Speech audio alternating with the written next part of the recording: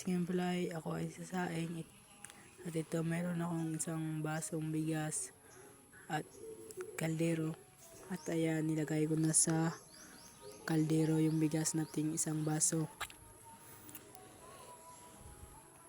at pagkatapos nyan ay nilagyan ko ng tubig na malinis na isang baso rin.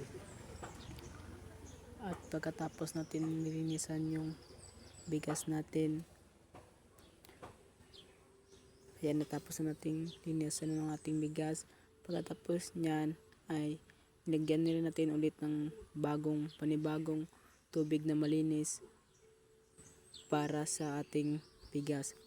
At kung ilang tasang bigas yung nilagay natin, yun rin yung ilalagay natin na tubig sa ating bigas. At yan, sinalang ko na yung ating kaldero. Ayan, at maghintay lang ng 1 to 10 minutes. At ayan, hinintay na natin. At pag bumukal niya yan, ay sign na yan ng malapit na maluto. At bawasan natin ang ating apoy para hindi masobrahan ng maluto o ma-overcook ang ating sinaing.